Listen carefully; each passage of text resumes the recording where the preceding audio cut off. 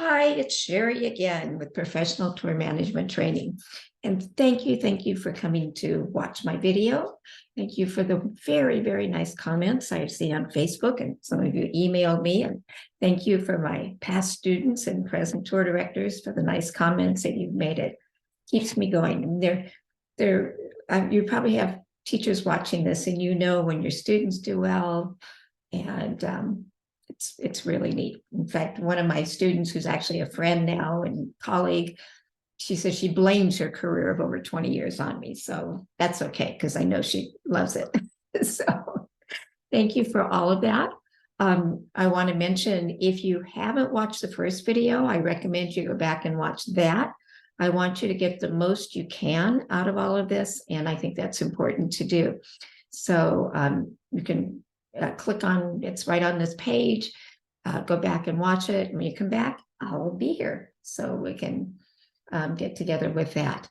So now I want to talk about, get a little bit deeper into tour operations and our aspect of the industry and what you can do. I want you to imagine this is your lifestyle that I'm talking about. So I think you'll have fun with this if this is what you want to do, which personally, I think we have the best jobs in the world. And I'm not being facetious. I really believe that. A little bit of a review from yesterday's video. I talked about my background. I've been leading tours, cruises, and programs for years, many years. I've been training tour directors and guides just like you for over 20 years.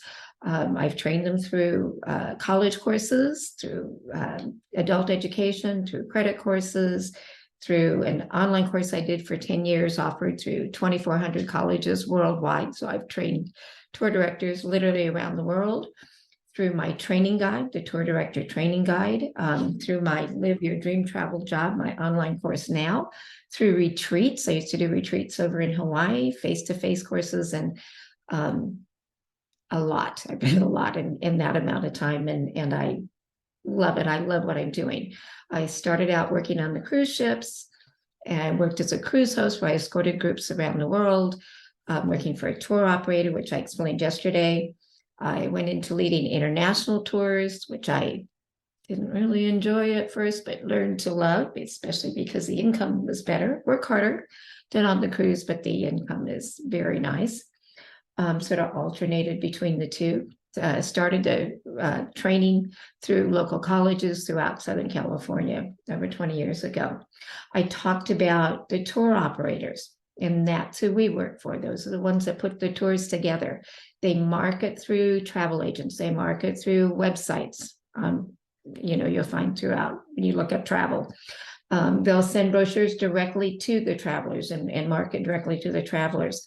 And let me point out, travel agents and plus the sites on the web websites, they earn a commission. And if they sell X number of cruises or tours, they also earn free trips. And so the travel agents will get those free trips. They are not managing the tour. We still manage a tour. Sometimes you'll get a travel agent with their group. They're not leading the tour. We are still the tour managers. So I wanted to make that clear. And we are not travel agents. If you didn't watch the video yesterday, we are not selling tours. We work when the tours start. So an example, when I do Australia, I go to Australia, New Zealand, and Fiji with my group, and I come back, and I'm not working in the office at all. You can make a good living. I talked about yesterday. I would say, think about an averaging once you get some training experience, $400 a day. Some make $550, but think about 400, because most are paying $250, $350 per day salary, plus tipping $5 to $7 per day, an average of, let's say, $5 per person per day on your tours. Again, it's like any business. It's like, how do you come up with I can't come up with an exact figure, but you can kind of figure that. So you can make a good living. You can also work full time. And I'm going to talk about lots of different opportunities today. The following video, I'm going to put them together in a calendar. You can see how you can work full time. Now, we really like the flexibility.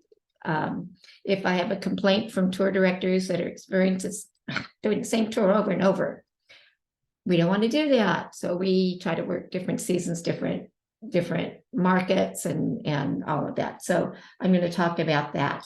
I talked about the convention meetings and incentive market, where you can travel with the groups or you can work locally. And if you travel with the groups, if you don't want to do narration, if you like working more as a team or the hospitality side of our industry, that's more of our travel staff that travel with the groups.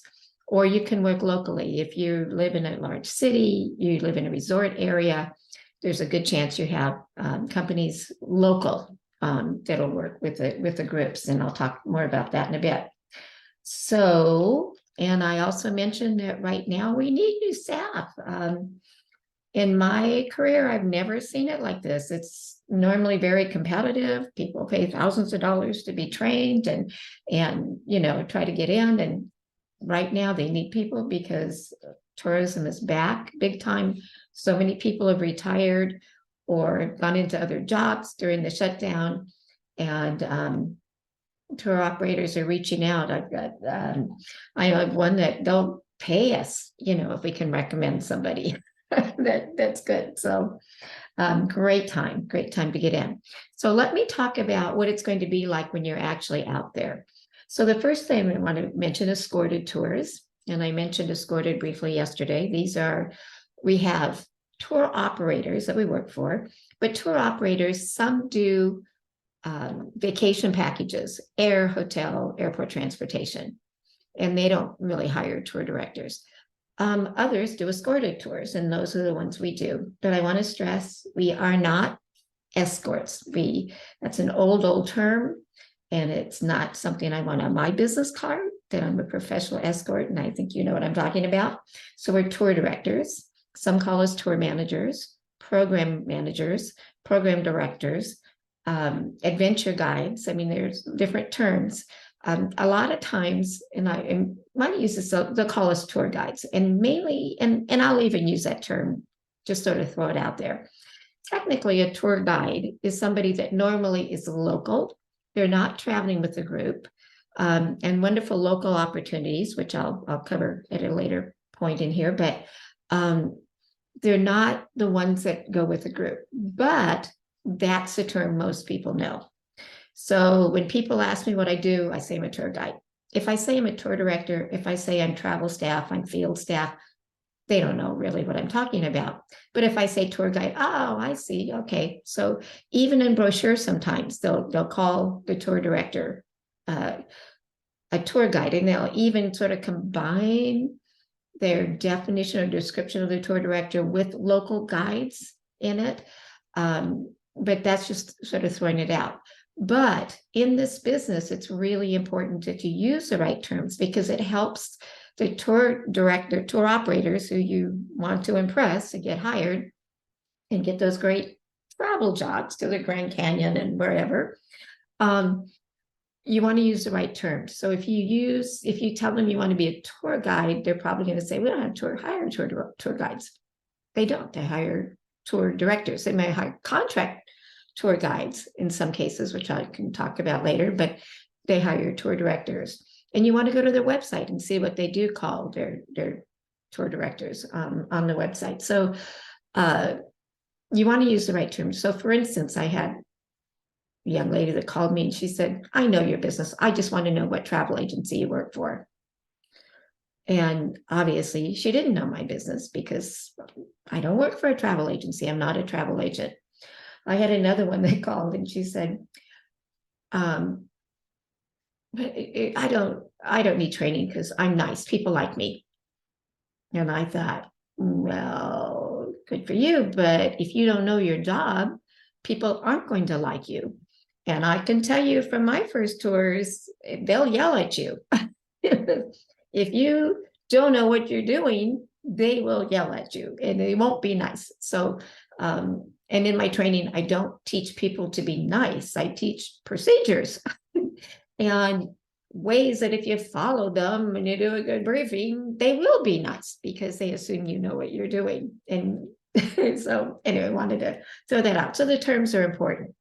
So we're tour directors, not escorts. A couple of different types of tour operators. We have inbound and outbound. So I mentioned Australia, New Zealand, and Fiji. So when I travel to Australia, New Zealand, and Fiji, I'm hired by what's called an outbound tour operator. And the outbound tour operator is the one that does the beautiful brochures at the travel agency, puts it all together, hires all the suppliers that we need. They do the airlines, the hotel, the transfers, the meals, the attractions, the events. I mean, they put all of that together and they hire the tour director. Now, think of them as going out of the country. So I work for an outbound tour operator that sends me out of the country. So when I get to LAX, I meet my group. We travel around. We're gone for about 3.5 weeks. We do Australia, New Zealand, Fiji, and we come home. After about 3.5 weeks, then my job is over. I do have some pre-planning that I have to do, and I have some reports at the end of the tour, but most of my job is strictly on the road. It's not in the office. Now, you can imagine if I'm in Australia and I'm having challenges and I need help. Maybe there's a strike. I've been in countries where they have a strike, so everything shuts down. New Zealand had an earthquake, a horrible earthquake in recent years. I remember they had a volcano before that. So things like that happen, not always that dramatic, but things happen and I have to switch things around, or holidays and that kind of thing, where the museums are closed or the site we want to go to is closed, have to switch things around. What good is the company that's hired me out of Boston? I'm in New Zealand. In Australia, they're probably sleeping when I need help. So in that case, they hire what's called an inbound tour operator in each and every destination I go to. So when I go to Australia, the first city I get into, in my case, most of my tours start in Cairns, I have an inbound tour operator that I'm working with. They hire the local guides, they hire the transportation, they buy the tickets for us, and they're there if I have a problem. And I'll have times when a tour member will get ill, will have an injury, maybe I'll have to leave them behind. That way, they're there to represent the company. That tour member doesn't feel like they're just being thrown out and left behind. I have to move on, but there is a local tour operator that inbound tour operator that I can work with, also called a land operator sometimes. Or if I have to change reservations or whatever. Anyway, so that's the inbound tour operator. Then I move on to Sydney, and then I have a different inbound tour operator who, again, hires our local guides, hire the coaches. Now, they hire the local guides.